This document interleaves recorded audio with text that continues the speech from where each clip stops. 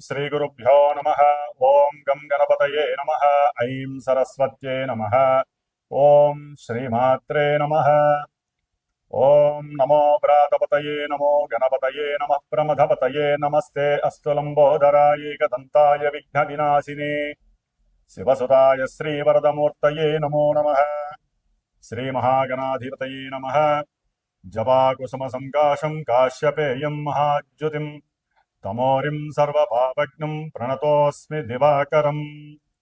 ॐ श्री सूर्यनारायणाय नमः। ॐ वज्रनखाय विद्महे तीक्ष्णदग्विष्ट्राय धीमहि तन्नो नारसिंह प्रचोदयात्। శ్రీ లక్ష్మీ నారసింహస్వామినే నమో నమః.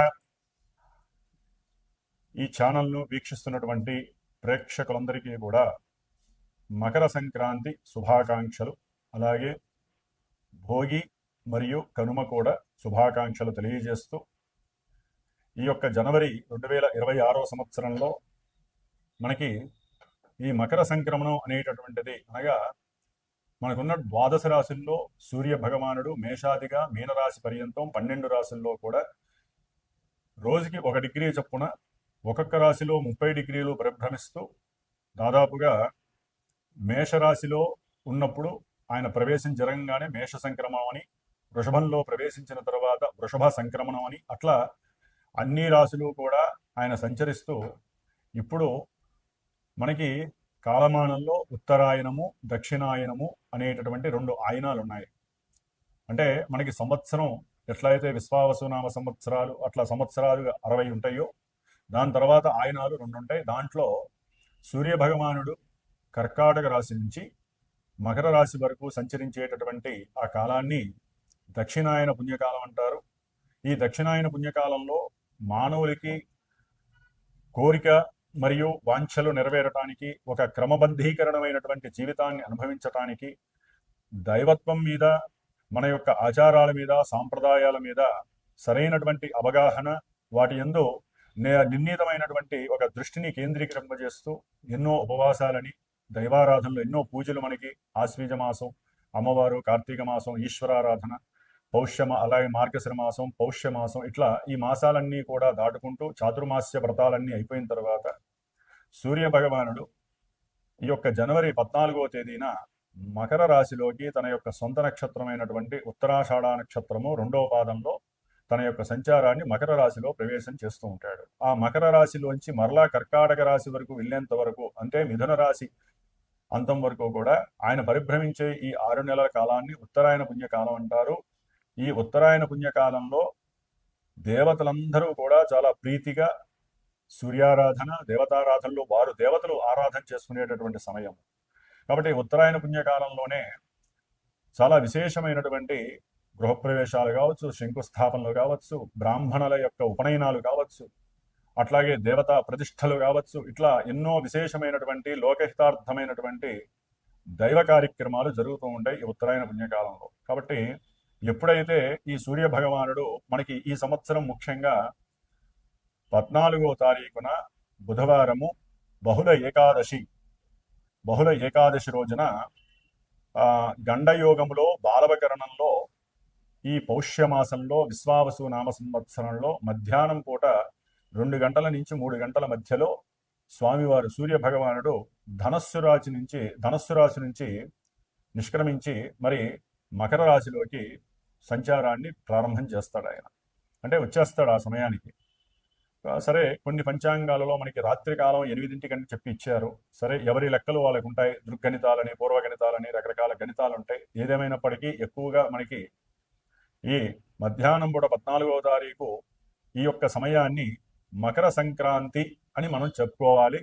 అయితే అపరాహ్న సమయం దాటిపోయింది కాబట్టి ముఖ్యంగా ఈ సంక్రమణం విశేషం ఏంటంటే, ఈ ఉత్తరాయణ పుణ్యకాలం ప్రారంభంలో ఎవరైతే చనిపోయినటువంటి వారికి, అనగా తల్లిదండ్రులు కావచ్చు, తాత ముత్తాతలు కావచ్చు, వారి యొక్క తాత ముత్తాతలు కావచ్చు, వాళ్ళందరి యొక్క గోత్రము పేర్లు చెప్పి ఎవరైతే మరి తర్పణాలు వదిలి బ్రాహ్మణుడికి విశేషంగా అన్నదానం కానీ, బ్రాహ్మణులకి విశేషంగా స్వయంపాక దానాలు కానీ, తమకు తోచిన విధంగా గోదానాలు కానీ ఇస్తారో ఆ యొక్క విశేష పుణ్య ఫలితము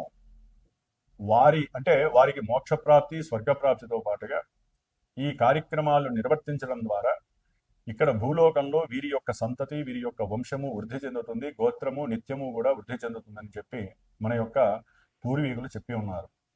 కాబట్టి ఈ యొక్క మకర సంక్రాంతి మరి మిట్ట మధ్యాహ్నం అపరాహ్నం కూడా దాటిపోయి వెళ్ళిపోయింది కాబట్టి మనకి దాదాపుగా 8 గంటల సమయం ఉంటుంది ఈ యొక్క పుణ్యకాలము. కాబట్టి ఈ 14వ తారీఖున సాయంకాలం పూట కాస్త ఈశ్వరారాధన లేకపోతే విష్ణుమూర్తికి సంబంధించిన ఆరాధనలు చేసుకోవడం వలన ఆ యొక్క పుణ్య ఫలితం నార్మల్గా మనకి లభిస్తుంది. అయితే మనకి 15వ తేదీన మకర సంక్రాంతి అంటారు. 14వ తేదీన భోగి జరుగుతుంది, 15వ తేదీన మకర సంక్రాంతి జరుపుకోవాలి. మకర సంక్రాంతి మరి ఉదయం పూట సూర్యోదయం తర్వాత కొన్ని గంటల తర్వాత వీరు ఈ యొక్క పితృ కార్యక్రమాలు చేసుకునేటటువంటి అర్హత కలుగుతుంది మధ్యాహ్నము అపరాహ్న సమయంలో వరకు కూడా. కాబట్టి మధ్యాహ్నం 11 నుంచి 2-3 వరకు కూడా 15వ తారీఖున ఈ పుణ్యకాల ఉత్తరాయణ పుణ్యకాలంలో సూర్య సంక్రమణం సందర్భంగా ఎవరైనా పితృపుణ్యకార్యాలు చేసుకోవచ్చు. అలాగే మనకి కనుమ 16వ తేదీకి అయిపోయింది. 14, 15వ తేదీ భోగి, మకర సంక్రాంతి మరియు కనుమ. కాబట్టి ఈ 3 పండుగలు కూడా విశేషంగా జరుపుకోవాలి. ముఖ్యంగా ఈ మకర సంక్రమణం జరిగేటటువంటి సూర్య భగవానుడికి మనము సంక్రాంతి పురుషుడు అని చెప్పి మనకి చెప్తూ ఉంటారు. ఈ సంక్రాంతి పురుషుడు యొక్క విశేషాన్ని మనం ఒక్క నిమిషం తెలుసుకోగలిగితే గనక ఆయన వాహనారూఢుడై అంటే వ్యాఘ్రము యొక్క వాహనారూఢుడై మకర రాశిలో ప్రవేశిస్తున్నాడు. దీని యొక్క ఫలితము అట్లాగే మకర సంక్రమణ పురుషుడు మందాకిని నామధేయుడు ఒకటచే పాలకులకి అంటే రాజకీయ నాయకులకి, రాజులకి క్షేమము, అధికార దర్పము బాగా వృద్ధి చెందుతుంది. ఆయన కుంకుమతే స్నానం చేయటం వలన శుభము కలుగుతుంది. లోకాన యజ్ఞ యాగాది క్రతువులు బాగా పెరుగుతాయి. అలాగే వారు ధరించినటువంటి పీతవర్ణ వస్త్రధారణ మరియు కుంకుమ లేపనం పూసుకోవటము, మాలతీ పుష్పమాల ధారణ, చిరుగజ్జల ధారణ, వెండి పాత్రలో పాయస భక్షణం, కదలీఫల ధారణ, వ్యాఘ్ర వాహనారూఢుడై బింధిపాలమును ఆయుధం ధరించి రక్తవర్ణ ఛత్రధారణతో ఖడ్గధారి అయి క్రోధముఖముతో కౌమార వయస్సుతో భూతగణముతో పరివేష్టితుడై దక్షిణ దిశా ప్రయాణం, కొంతమంది ఉత్తర ప్రయాణ దిశం అని చెప్పారు. కాబట్టి దక్షిణ దేశములకి సుభిక్షము, ఉత్తర గమనం చేయడం ద్వారా వారికి కొంచెం అరిష్టము కలుగుతుంది. మధ్యవృష్టి, పాడి పంటలు వృద్ధి చెందుట, క్రోధముతో గర్వముతో గొడవలు పెరుగుట, పాలకులకి అధికార భయములు పెరుగుట, నలుపు రంగు ధాన్యములకు పశు సంపదకు ధరలు పెరుగుట, ఈశాన్య దేశస్థులకి ఇబ్బందులు కలుగుట అంటే మన యొక్క బంగ్లాదేశ్ కావచ్చు, చైనా లాంటి దేశాలు కావచ్చు, మన దేశంలో కూడా కొన్ని ఈశాన్య ప్రాంతాల్లో నేపాల్ వాళ్ళు కావచ్చు, వీళ్ళందరికీ ఇబ్బందులు కలుగుతాయి. బంగారము, ప్రత్తి, కుసుములు, సుగంధ ద్రవ్యములు, పట్టు వస్త్రాలకి, లోహములకి, విద్యుత్తు మరియు వైద్య ఉపయోగ ఔషధులకి ధరలు పెరుగుట జరుగుతుంది. కాబట్టి ఈ మకర సంక్రాంతి పురుషుడు పట్టినటువంటి ఆయుధము, ఆయన ప్రయాణం చేసేటటువంటి గమన విశేషము, అట్లాగే వారు అధిరోహించినటువంటి వాహనము, వీటి వలన ఏదైనా కొన్ని సుభిక్షాలు కొన్ని దుర్భిక్షాలు జరుగుతాయి. కాబట్టి సంక్రాంతి పురుషుడిగా ఉన్నటువంటి ఆ యొక్క విష్ణుమూర్తి అంశలలో అట్లాగే విష్ణుమూర్తి స్వరూపుడుగా భావించేటటువంటి సాక్షాత్తు మరి జీవులందరికీ కూడా ప్రాణాధారమైనటువంటి ఆ సూర్య భగవానుడిని ఈ నెల రోజులు కూడా చక్కగా అందరము ఆదిత్య హృదయ స్తోత్రంతో చక్కగా ఆయన పఠిస్తూ ప్రతిరోజు కూడా విష్ణు సహస్రనామం చేయటం చాలా విశేషము. ఎందుకంటే మనకి 4 గ్రహాలు చతుర్గ్రహ కూటమిగా ఈ యొక్క మకర రాశిలో సంచరిస్తూ ఉంటాయి. దాదాపుగా 30 రోజులు అంటే 14వ తేదీ నుండి మరలా ఫిబ్రవరి 14 వరకు రవి ఈ యొక్క మకర రాశిలో ఉంటాడు. అట్లాగే కుజ భగవానుడు ఫిబ్రవరి 23 వరకు కూడా అక్కడే ఉంటాడు. అట్లాగే బుధగ్రహము ఫిబ్రవరి 3 వరకు ఉంటుంది, తర్వాత ఆయన కుంభరాశిలోకి మారతాడు. అట్లాగే శుక్రుడు ఫిబ్రవరి 6 వరకు కూడా ఈ మకర రాశిలో ఈ 4 గ్రహాలు కలిసి ఉండటం మరి ఎన్నో రకాలైనటువంటి ప్రపంచానికి ఇబ్బందులు కలుగుతాయి. ఈ చతుర్గ్రహ కూటమి అంటే 4 గ్రహాలు కలిసి ఉండటం వలన ఆర్థికపరమైనటువంటి ఉద్యోగ సంబంధిత విషయాలు కావచ్చు, కుటుంబ బంధుమిత్రాదుల యొక్క సమస్యలు కావచ్చు, ఇట్లా మన లౌకిక ప్రపంచంలో అయితే ప్రపంచపరంగా అయితే గనక కొన్ని దుర్భిక్షాలు, కొన్ని అపశకునాలు, అట్లాగే ఎన్నో రకాలైనటువంటి యుద్ధ భయాలు, ప్రమాదాలు, సునామీలు, జలగండాలు, ఇలాంటివి ఎన్నో రకాల ప్రమాదాలు చెప్పుకుంటూ పోతే పంచభూతాలు ఆగ్రహించేటటువంటి సమయము. కాబట్టి ఆ 4 గ్రహాల నుంచి వచ్చేటటువంటి కిరణాలు పంచభూతాలతో నిక్షిప్తమై భూప్రపంచంలో ఉన్నటువంటి సమస్త జీవరాశులకి కీడు కలుగు చేస్తుంది. కాబట్టి మరి మనందరము కూడా ఆ విష్ణుమూర్తి ఆరాధన చేసుకుంటూ ప్రపంచము సుభిక్షంగా ఉండాలని కోరుకుందాము. మరి మేషాది 12 రాశి పర్యంతం కూడా మిగతా ఏ రాశుల వారికి మరి ఈ నెల రోజులు కూడా సూర్య సంక్రమణం అంటాం మనము. దీన్నే మకర సంక్రమణం. ప్రతి నెల మనం చెప్పుకునేటటువంటి సంక్రమణ విశేషాలలో ముఖ్యంగా రవి, కుజ, బుధ, శుక్రుడు ఈ 4 గ్రహాలు కూడా చాలా అత్యంత పరిగణలోకి తీసుకోవాలి.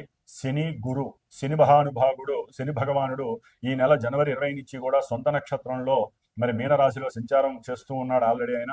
అట్లాగే గురు మహానుభావుడు వక్రించి మిథున రాశిలో ఉన్నాడు సొంత నక్షత్రంలో. కేతువు సింహరాశిలో పుబ్బా నక్షత్రంలో ఉన్నాడు. రాహువు చూస్తే కుంభరాశిలో సొంత నక్షత్రమైన శతభిషలో ఉన్నాడు. కాబట్టి ఈ గ్రహాలన్నీ కూడా ఏ విధమైనటువంటి చర్యల్ని మనకి ప్రసాదిస్తాయి, ఏ రాశుల వారికి ఈ చతుర్గ్రహ కూటమి మిగతా గ్రహాల యొక్క పరిపాలన పరంగా వారు ఇచ్చేటటువంటి కారకత్వాల పరంగా మన నిత్య జీవితంలో మనకి కలిగేటటువంటి ఈవెంట్స్, అది విద్య కావచ్చు, ఉద్యోగం కావచ్చు, వ్యాపారం, అన్యోన్య దాంపత్యము, ప్రయాణాలు, అట్లాగే సిరి సంపదలు, వస్తు వాహనాదులు, ప్రమాదాలు, అట్లాగే ఎన్నో రకాలైనటువంటి తగవులు, కొట్లాటలు, ఎడబాటులు, కోర్టు వ్యవహారాదులు, ఇట్లా మనకి నిత్య జీవితంలో ఎంతో మంది ఎన్నో రకాల ఈవెంట్స్ ని అనుభవిస్తూ ఉంటారు. కాబట్టి అవన్నీ కూడా గ్రహస్థితి మాత్రమే తెలియజేస్తోంది. కాబట్టి మనందరము కూడా ఇలా మేము చెప్పటం మీరు వింటము అంటే అంత ఈజీ కాదండి. ఇవన్నీ కూడా గ్రహాలతో మేము మాట్లాడుతూ మీరు వింటున్నట్టుగా భావించాలి. గ్రహాలు మా చేత మీకు చెప్పిస్తూ ఉంటాయని భావించాలి. కాబట్టి ఈ నెల జనవరి 18వ తేదీన ఆదివారం అమావాస్య కావటము, అట్లాగే చంద్రుడు కూడా ఈ 4 గ్రహాలతో మకర రాశిలో ప్రయాణం చేయటం, పూర్వాషాఢ ఉత్తరాషాఢ నక్షత్రంలో ప్రయాణం చేస్తూ చతుర్గ్రహ కూటమి కాస్త ఆదివారం అమావాస్య రోజున పంచగ్రహ కూటమి అవ్వటం అంత మంచిది కాదు. కాబట్టి కొన్ని రాశుల వారికి నేను చెప్పినప్పుడు ఆ రాశుల్లో ఏ రాశుల వారికి ఈ పంచగ్రహ కూటమి వలన సమస్యలు కలుగుతాయి, వారు ఏ విధమైనటువంటి పరిహారం ఆచరించాలి. ముఖ్యంగా ఈ పంచగ్రహ కూటమి ఆదివారం అమావాస్య కావటం, మరి ప్రతి నెల మా యొక్క శ్రీమాత జ్యోతిషాలయ పీఠమునందు మరి సర్వమానవాళి శ్రేయస్సు కోసము ఎవరికైనా సరే గ్రహస్థితి రీత్యా ఇబ్బందులు కలిగితే వారి యొక్క గోత్రనామాదులతో నా యొక్క సమక్షంలో నేను ప్రత్యేకించి కూర్చొని మరి నవగ్రహ నక్షత్ర హోమాన్ని చేస్తూ ఉంటాను. ఈసారి ప్రత్యేకించి ప్రపంచ మానవాళి కోసము ఎవరికైనా సరే కొన్ని ఇబ్బందులు పడుతున్నటువంటి కొన్ని రాశుల వారి కోసము ప్రత్యేకించి లక్ష్మీ నారసింహస్వామి వారి యొక్క హోమాన్ని చేయాలని నిశ్చయించుకున్నాను. కాబట్టి ఈ నెల జనవరి 18వ తేదీన మరి ఆదివారం అమావాస్య రోజు మనందరికీ కూడా భవిష్యత్తులో శుభం జరగడానికి ఈ యొక్క లక్ష్మీ నరసింహ హోమంలో పాల్గొనదలిచిన వారు మరి పీఠానికి ఫోన్ చేసి మీరు కూడా తప్పకుండా ఈ యొక్క కార్యక్రమంలో నిమగ్నులై చక్కగా ఆయన యొక్క అనుగ్రహాన్ని పొందవలసిందిగా కోరుకుంటూ మరి మేషాది ద్వాదశ రాశి పర్యంతం ఏ విధంగా మనకి ఈ నెల గోచారం ఉంటుందో తెలుసుకుందాం. ఓం నమో నారాయణాయ నమః. సింహరాశి వారికి జనవరి 14వ తేదీ నుండి ఫిబ్రవరి 13 వరకు కూడా విశేషమైనటువంటి ఆదరణ, విశేషమైనటువంటి రాజయోగము కలుగుతున్నాయి. సింహరాశ్యాధిపతి అయినటువంటి గ్రహాలకి రాజు అయినటువంటి సమస్త జీవులకి కూడా ప్రాణాధారమైనటువంటి సమస్త వృక్షజాతులకి కూడా ప్రాణాన్ని పోసి వాటి ద్వారా మనందరినీ పోషించేటువంటి వ్యవసాయానికి సంబంధించినటువంటి, అట్లాగే ఎన్నో ఉక్కు కర్మాగారాలకి సంబంధించినటువంటి, ఎన్నో పరిశ్రమలకి సంబంధించి వైద్యాల్లో ముఖ్యంగా డాక్టర్లకు సంబంధించిన విషయాలలో ఈ కుజగ్రహం అంటే శస్త్రచికిత్సలు ఆచరించేటటువంటి డాక్టర్లు వీరందరికీ కూడా చాలా విశేషమైనటువంటి యోగము. ముఖ్యంగా బార్బర్స్, అట్లాగే యంత్ర పనిముట్లు తయారు చేసేవాళ్ళు, మిషనరీస్లో లోపల చిన్న చిన్న పార్ట్లు, పెద్ద పెద్ద మిషనరీస్ తయారు చేసేటటువంటి వాళ్ళు, అట్లాగే వడ్రంగి వాళ్ళు కావచ్చు, అట్లాగే బంగారు పనిచేసేవాళ్ళు కావచ్చు, ఇట్లా వీళ్ళందరికీ కూడా విశేషమైనటువంటి భోగము భాగ్యము కలుగుతున్నాయని చెప్పుకోవచ్చు. ఎందుకంటే ఈ సూర్య భగవానుడు షష్ఠమ రాశి అయినటువంటి మకర రాశిలో ఉండటము, అట్లాగే కుజుడు ఉచ్చస్థితిని పొంది 6లో ఉండటము విశేషమైనటువంటి ఉద్యోగ అవకాశాలు రాబోతున్నాయి సింహరాశి వారికి. ఎవరైతే ఉద్యోగాలు పోయిన వాళ్ళు బాధపడుతూ ఉన్నారో వారందరూ కూడా చాలా మానసిక ఆనందము, ఉన్నతమైనటువంటి ఆలోచనలు, ఉత్సాహవంతమైనటువంటి జీవితంతో ముందుకు పరిగెత్తి సరైనటువంటి గోల్ని మేము పొందాము అనేటటువంటి స్థాయి సింహరాశి వారికి కలగబోతోంది. రవి కుజులో 6లో ఉండటము, అందులో ఉచ్చస్థితిలో కూజినటువంటి కుజుడితో రవి కలిసి ఉండటం అంత సామాన్యమైన విశేషం కాదండి. ముఖ్యంగా మన యొక్క మిలిటరీ వ్యవస్థ ఎవరైతే పనిచేస్తున్నారో ఆ వ్యవస్థలో, అట్లాగే పోలీస్ జాబ్స్ ఎవరు చేస్తున్నారో, డాక్టర్స్గా ఎవరైతే చలామణిలో ఉన్నారో, అట్లాగే సివిల్ ఇంజనీర్స్ ఎవరైతే ఉన్నారో, ఆయుర్వేద శాస్త్రంలో ఎవరైతే ఉన్నారో వారందరికీ కూడా చాలా చాలా గవర్నమెంట్, ముఖ్యంగా గవర్నమెంట్ జాబ్స్ కావాలి అనుకున్న వాళ్ళకి తప్పనిసరిగా సింహరాశి వారికి గవర్నమెంట్ జాబ్స్ కలిగేటటువంటి అవకాశము, వచ్చే అవకాశము నిండుగా ఉన్నాయి. అట్లాగే వీరికి ఇంతకాలము నరఘోష, దృష్టి దోషంతో ఇబ్బంది పడేటటువంటి వాళ్ళకి అన్నీ కూడా తొలగిపోతాయి. శత్రు రోగ రుణబాధ నివృత్తి కలుగుతోంది వీళ్ళకి. ఎటువంటి ప్రమాదాలైనా వీరి ముందుకు వచ్చినా దాన్ని ఎదుర్కొనేటటువంటి శక్తి లభిస్తోంది. ఎటువంటి అనారోగ్యాలతో బాధపడుతున్న వాళ్ళకైనా సరే రోగ నిరోధక శక్తి పెరిగి వీరిలో ఉన్నటువంటి కార్యనిర్వహణ దక్షతతో చాలా చాలా ఆవేశంతో, ఆలోచనతో ముందుకు పరిగెత్తగలిగేటటువంటి సామర్థ్యం ఉన్నటువంటి వారు సింహరాశి వారు. ఉద్యోగంలో ప్రమోషన్స్ ద్వారా ఎన్నో విశేషమైనటువంటి ఫలితాలు పొందబోతున్నారు. ఎందుకంటే బుధగ్రహము వీరికి 6వ స్థానంలో ఉండి బంధుమిత్రాదుల సైతము కూడా వీరికి సహకారం అందించేటటువంటి పరిస్థితి. అది ఉద్యోగరీత్యా కావచ్చు, వ్యాపారంలో కావచ్చు. వీరి యొక్క ఆరోగ్యంలో ఏదైనా అనారోగ్యాలు కలిగితే అవసరమైతే వారిని తీసుకువెళ్ళే సహకారం చేసేటటువంటి మిత్రులు కావచ్చు, కుటుంబ బంధుమిత్రులు కావచ్చు, భార్య తరపు బంధుమిత్రులు కావచ్చు, ఉద్యోగంలో ఎవరైనా మిత్రాదులు కావచ్చు, వీరికి ఏదో రకమైన ఆర్థిక సహకారం అందజేస్తారు. అట్లాగే మీరు ఏదైనా సరే వాహనాలని కానీ గృహాలని కానీ అమ్మేటటువంటి పరిచర్య చేస్తుంటే అక్కడ మాత్రమే కొంచెం సమస్యలు ఎదురవుతాయి. అంటే వీరు ఎవరైనా సరే ఒక స్త్రీ మధ్యవర్తిగా ఉన్న, అది వివాహాలకి సంబంధించి ఉన్న, అంటే కొంత మ్యాట్రిమినీస్కి సంబంధించిన వాళ్ళతో మోసపోయే అవకాశాలు ఉంటాయి. కొంచెం జాగ్రత్తగా ఉండాలి సింహరాశి వారు. అంటే వివాహపరంగా కావచ్చు, ధనపరంగా కావచ్చు, ఏదైనా వ్యాపారంలో క్రయ విక్రయాదుల పరంగా కావచ్చు, ధనపరంగా కొంచెం నష్టాలు చూసే పరిస్థితి కలుగుతుంది. భార్యాభర్తల మధ్య సరైనటువంటి అవగాహనతో కూడినటువంటి మాట ముచ్చట లేక సరైనటువంటి ధనంని సంపాదించి దాన్ని ఖర్చు పెట్టేటటువంటి ఆ స్థితి నందు వీరికి సరైనటువంటి నిమగ్నత, నిర్ణీతమైనటువంటి నిర్దేశికత లేకపోవడం వలన వీరు ఆర్థికంగా కుంటుపడే అవకాశం ఉంటుంది శుక్రగ్రహం వలన. భార్యాభర్తల మధ్య విపరీతమైనటువంటి ఎడబాటుకి మూల కారణమైనటువంటి వాక్ సంభాషణలు కలుగుతాయి. ముఖ్యంగా అది వారి యొక్క భార్య కావచ్చు, భర్త కావచ్చు, వారి యొక్క బంధుమిత్రాదుల యొక్క వీరు ఎప్పుడో సహాయం చేసినటువంటి ధన విషయం కావచ్చు, ఏదైనా ఒక వెహికల్ ఇస్తే వారు ఆ వెహికల్ని ఎక్కడైనా ప్రమాదంలో ఆ వెహికల్ని పాడు చేసుకోవచ్చు. కాబట్టి మీరు ఎవరు కూడా వెహికల్ని ఇవ్వకండి ఫిబ్రవరి 6 వరకు. దానివల్ల ఆ వెహికల్కి ఏదైనా ఇబ్బందులు కలగచ్చు, దాని ద్వారా వారికి ప్రమాదాలు జరగచ్చు, దాని ద్వారా మీకు ధనము నష్టపోవచ్చు. అట్లాగే చదువుకునేటటువంటి విద్యార్థులు ఏ వ్రాత పరీక్ష రాసినా, ఏ ఓరల్ ఎగ్జామ్స్ రాసినా కూడా తప్పకుండా విజయప్రదం వీరికి లభిస్తోంది సింహరాశి వారికి. ఉన్నతమైనటువంటి విద్యల కోసం మీరు రాసే ప్రతి ఎగ్జాము మీరు తప్పకుండా పాస్ అవుతారు అని మీరు చక్కగా నమ్ముకోవాలి. రవికుజులు మీకు చక్కగా బలంగా ఉన్నారు కాబట్టి చాలా అత్యద్భుతమైనటువంటి పరిస్థితి సింహరాశి వారికి కలుగుతోంది. తప్పనిసరిగా ఏదైనా బ్యాంకు రుణం మీకు ఇప్పటి వరకు ఇస్తాంలేండి, లేకపోతే మీ దగ్గర ఆ పత్రాలు లేవు, ఈ పత్రాలు లేవు, ఈ ఇంటికి సంబంధించి మీకు కష్టం అండి డబ్బులు రావడం అన్నవాళ్ళు ఫోన్ చేసి మీ గృహ నిర్మాణం కోసం కావచ్చు, మీ యొక్క స్థలం ఏ హెచ్ఎండిఏలో మీరు ఫ్లాట్ కొనేటటువంటి పరిస్థితుల్లో కావచ్చు, లేదా పాత ఇల్లు పడగొట్టి కొత్త ఇల్లు కట్టేటటువంటి నిర్మాణంలో కావచ్చు, అన్నదమ్ముల విషయంలో కావచ్చు, ఏదైనా వైరాలు ఉన్నా ఇవన్నీ కూడా మీకు ఫ్రూట్ఫుల్నెస్ ఇస్తాయి. అంటే ఆ వస్తువులు, అంటే ఆ గృహము కానీ ఏదైనా ఇంట్లో గృహ సామాగ్రి కొనడానికి కానీ, అది ఫ్రిడ్జ్ కావచ్చు, ఒక సెల్ ఫోన్ కావచ్చు, లేదా ఒక వెహికల్ కావచ్చు, వీటికి సంబంధించి వెహికల్కి సంబంధించింది అయితే కనుక కొంత లేట్ అవ్వటము, లేకపోతే మీకున్నటువంటి ఇన్కమ్ ట్యాక్స్ రిటర్న్స్లో ఒక కాగితం మిస్ అవ్వటము, సరైన సమయానికి ఆ కాగితం మీ దగ్గర లేకపోవడం వలన కొంచెం ఆలస్యం అవటం, లేకపోతే వెహికల్కి సంబంధించి పోస్ట్ పోన్ అవటం, ఇలాంటివి జరిగే అవకాశం ఉంటుంది. కాబట్టి ఒక స్త్రీ యొక్క కలయిక మీ కుటుంబంలో, అంటే ఉద్యోగంలో మీరు పనిచేస్తున్నప్పుడు సేవకా విభాగంలో కావచ్చు, లేకపోతే రాజకీయ రంగంలో వాళ్ళు కావచ్చు, లేకపోతే ఒక రియల్ ఎస్టేట్ వ్యవహారంలో కావచ్చు, ఎక్కడైనా పనిచేసేటటువంటి వాళ్ళకి ఒక స్త్రీ యొక్క కలయిక, అంటే ఒక మాట కావచ్చు, కమ్యూనికేషన్ వల్ల కావచ్చు, ఫోన్ ద్వారా కావచ్చు, మీ గృహంలో మీ భార్యాభర్తల మధ్య అది పెద్ద సమస్యగా మారి ఎడబాటుకి దారితీస్తుంది. ఒక్కొక్కసారి పోలీస్ స్టేషన్కి వెళ్ళి రావాల్సిన పరిస్థితి కూడా వస్తుంది. మీ మీద లేనిపోని అపనిందలు, అనుమానాలు, అవమానాలు కలిగే అవకాశం ఉంటుంది.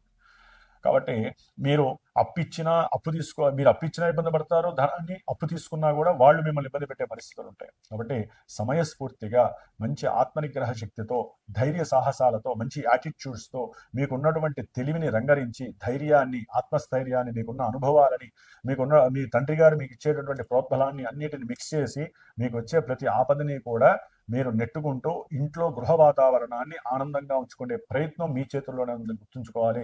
ఒక్క శుక్రుడికి జపం చేయించుకోండి. చింతపండు పులిహోర చేసి ఒక మూడు వారాలు అమ్మవారి గుళ్ళో నైవేద్యం చేయండి, లక్ష్మీదేవి గుళ్ళో.